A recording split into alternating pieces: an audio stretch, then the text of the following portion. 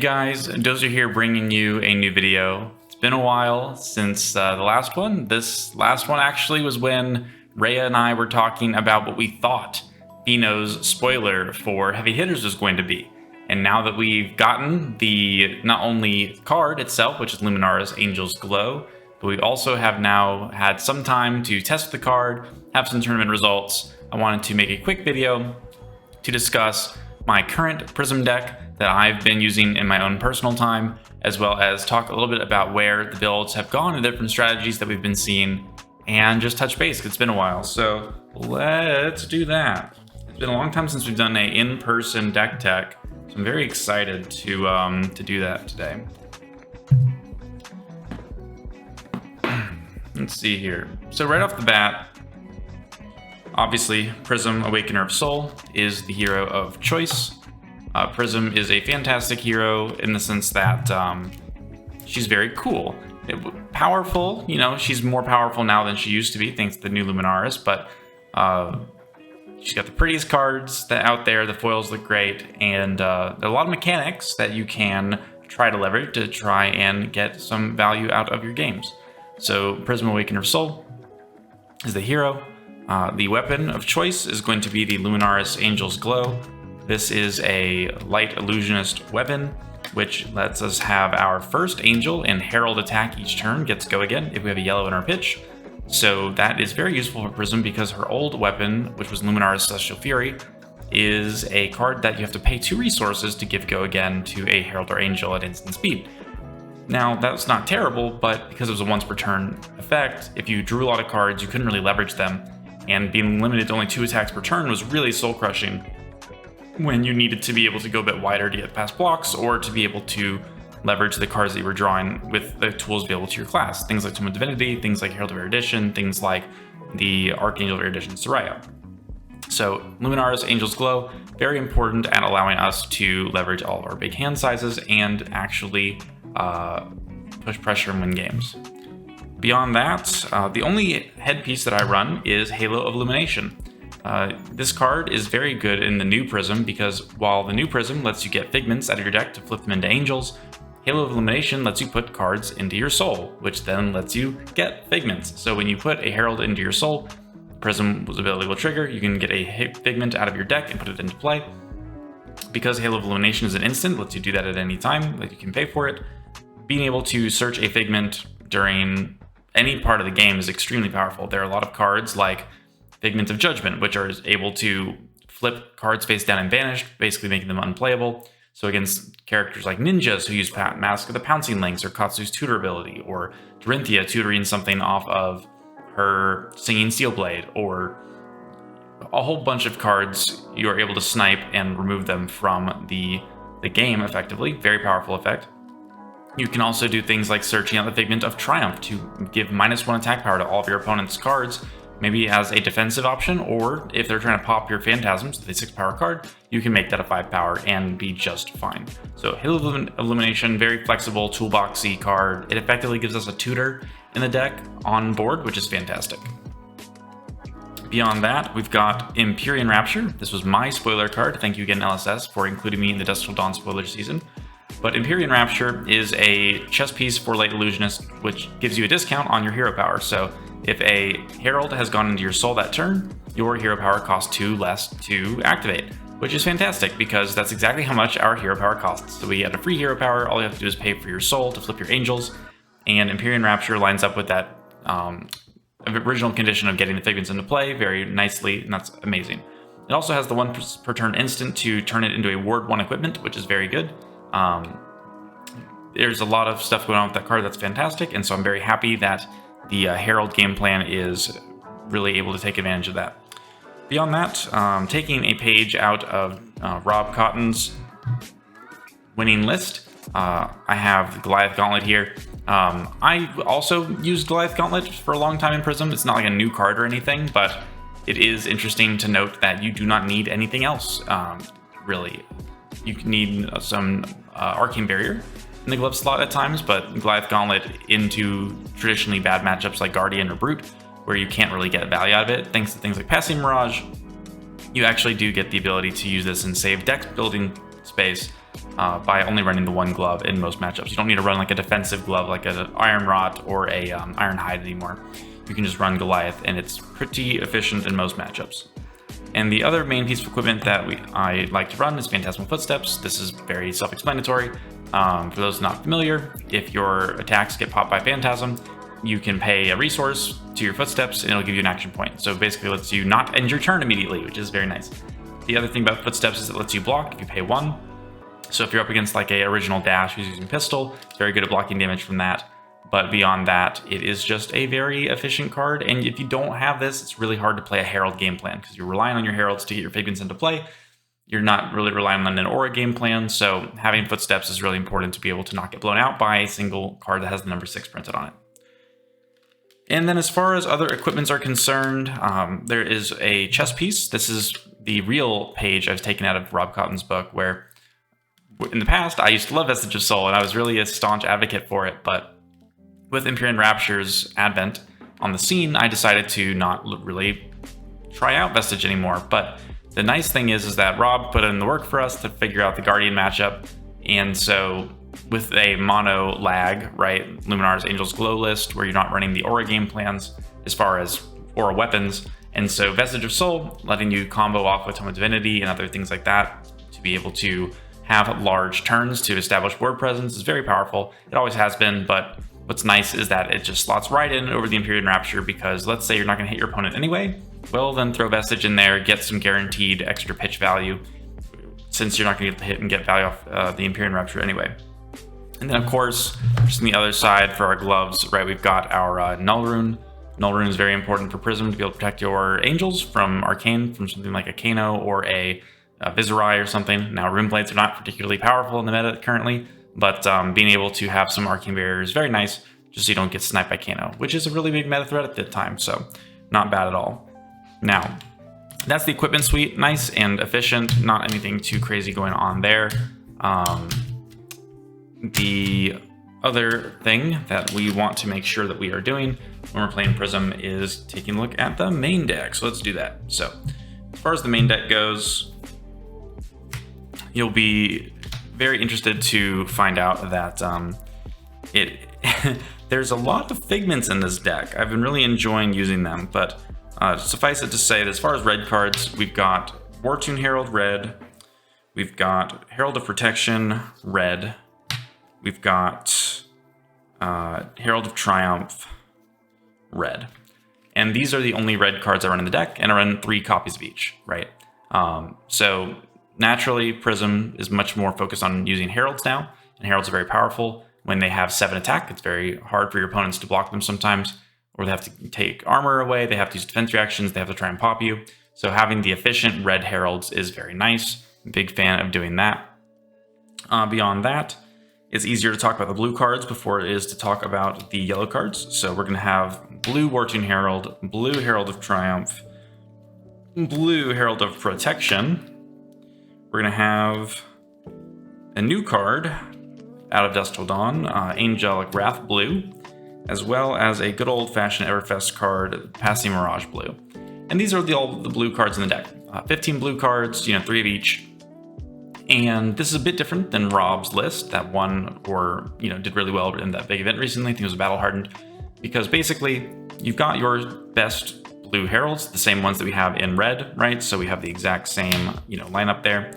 No surprise there. Herald of Triumph actually gets through. Wartune Herald is cheaper and easier to play, and Herald of Protection gives you guaranteed value in the sense that the Spectral Shield token is really good at protecting not only your life total but also your Angels, because your Angels have Ward 4.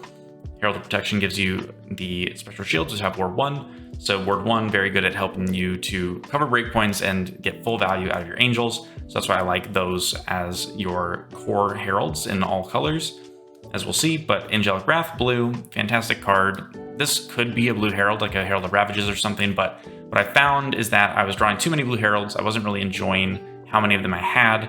There were a lot of times where I'd draw and I'd want to Arsenal something. I'm like, well, I got this blue card, I guess I'll throw a Herald down there, but it never feels good to put a blue Herald into Arsenal.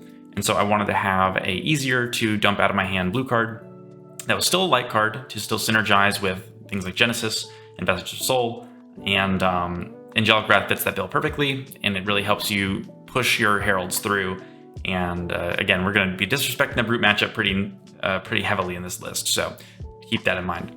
Passing Mirage, though, is a fantastic blue card. It blocks 2, and it's not a light card, but the fact that it can let your heralds attack with impunity by removing their Phantasm once per turn is very important, because if you get blown out with your Phantasms getting broken, you're really sad. So having Passing Mirage in the main deck, just as pitch, as well as a tech card into the Pauper heavy matchups is very nice, and it helps you get there. So that is the primary situation with the red and the blue cards.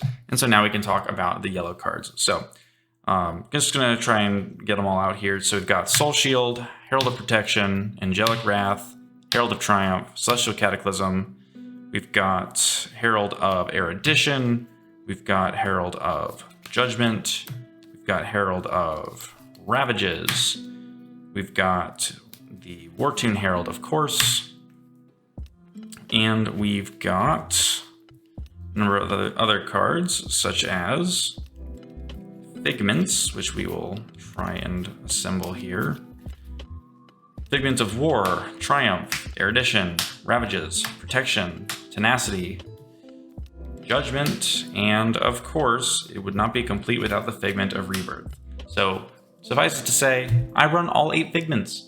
Why? Well, the ratios are nice, and I want to be able to use all of my pretty cardboard as much as possible. So even if these 5 or 6 Figments is optimal for playability purposes, I'm perfectly happy to run each of the Figments kind of on their own merits, because it just works out really nicely with the ratios in the deck, mainly because I'm also running the Light of Soul. And so, whoa, that's a lot of light, isn't it? So Light of Soul, very powerful yellow card in the new Prism.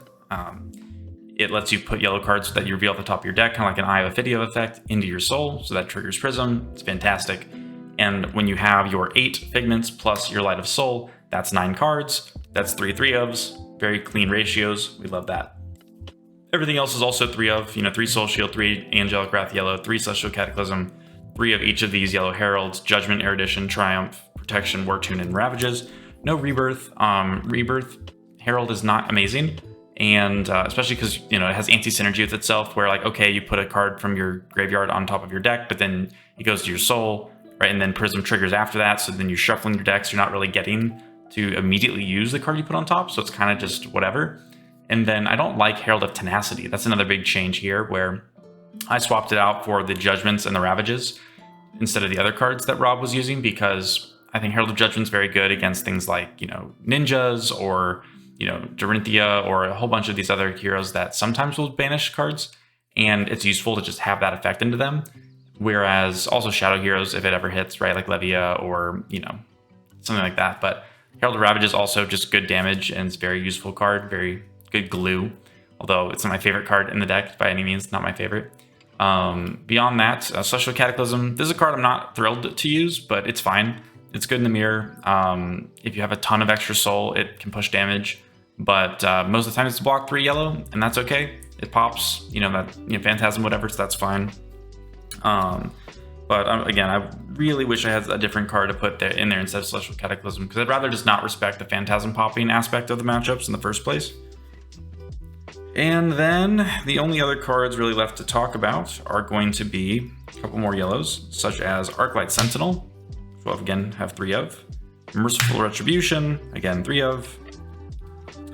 Genesis, again 3 of. And then Tome of Divinity. So no one is going to be surprised that Tome of Divinity, Arclight Sentinel, Merciful, and all these guys go together. Namely because these have always been the Vestige, Prism type of package. And as a big Tome of Divinity enjoyer myself, they synergize very well together. Obviously, Merciful Retribution goes to Soul on its own. Genesis lets you put more things into Soul. Arclight Sentinel gives you a payoff to protect your board state. And Tome of Divinity lets you actually fill your hand to dump all these expensive cards and really make use of Vestige to pitch multiple times in the same turn. Now, you can't really stack your Tome of Divinities anymore because Prism's hero power is going to shuffle your deck. But it turns out that these days, as long as you have 1 tome in your arsenal, you draw your 2nd tome, that's when you can kind of pop off and use them both. And then maybe you draw into the 3rd one if you haven't seen it yet. But if you don't, it's fine. You're just trying to draw into your other pieces that make a board state into decks that struggle to deal with that, like Guardian. And so that's about 79 cards. The only card left to talk about is a card that I've always had a very love-hate relationship with, and that is the Great Library of Solana. Library has always been a card that, you never really needed to have, because in the matchups that you were favored into, you didn't need it. And the matchups that you didn't want it in, you never wanted it in. So it was kind of like a win more card, and it was really weird. Now it's probably still a win more card, but I tend to like it into the current field of like Guardians, where you're doing this mono lag list, because if I'm relying entirely on Angels and a couple auras to be able to close out games, I need as much gas as possible to force through all those poppers and everything. So I think that Library has been really useful just to throw into decks, and you really do feel that extra intellect come up very often. And yeah, so that's the list. That's 80 cards. I'm very happy with just being able to play, nice 3-of ratios of all these different cards.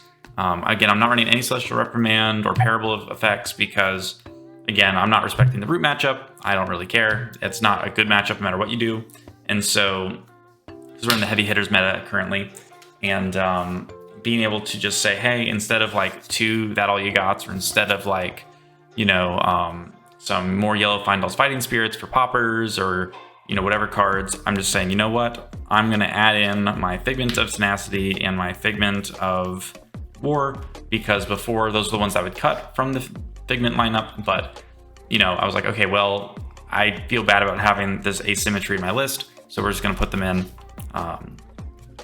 And yeah, so that's the Prism deck. I'll put the deck list in the profile or the description later. That's like the library link. But beyond that, I've been having more fun with Prism than I was initially.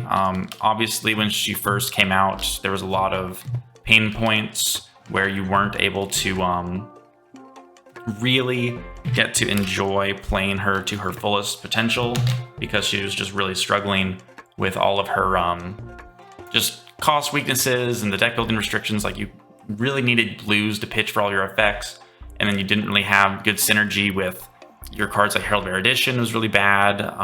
You didn't really want to run a lot of yellows because it was awkward.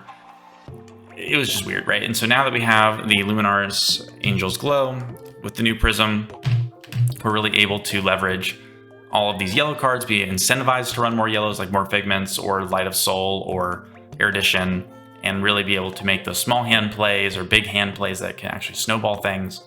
And so while it's not the old Prism, it's no tank Prism, which was my favorite way to play Prism, managing lots of permanents on the board. Being able to have the Halo plays, to be able to tutor things out of your deck is super fun. I really enjoy that aspect of the deck. I really enjoy being able to throw around my shiny angels as much as possible, and try and squeeze value out of a very clunky and fiddly hero. Whereas because while Prism's not as complicated as she used to be, and she's not got that really severe return on player skill as she used to be, she's still very fun, she's still very rewarding, and she is still very complicated relative to other decks. And so, I'm still very happy to, bring her to locals and everything, even though I haven't gotten to bring her to any Road to Nationals, and hopefully we'll get to do a Pro Quest or 2, but we'll see what metas that is by the time that rolls around.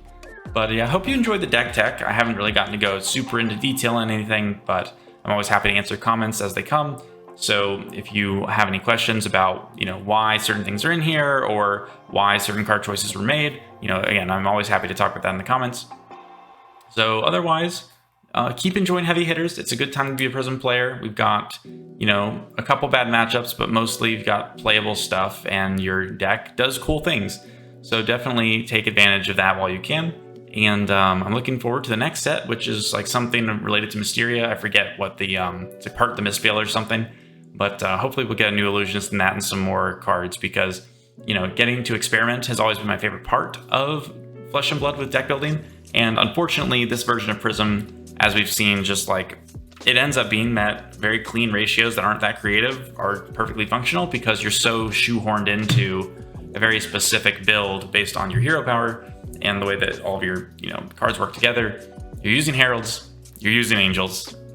That's it, right? Like, you're really not using a lot of extra weird cards. You're not incentivized to, so hopefully we get some more room to experiment going forward. And otherwise, I hope you guys keep enjoying all the Flesh and Blood out there. Go to your locals, be chill, be fun. Don't worry too much about the winning and the losing. Focus on having fun playing the game and meeting great people. So otherwise, I will catch you guys, in the next video. I hope to see you before too long. So take care and peace.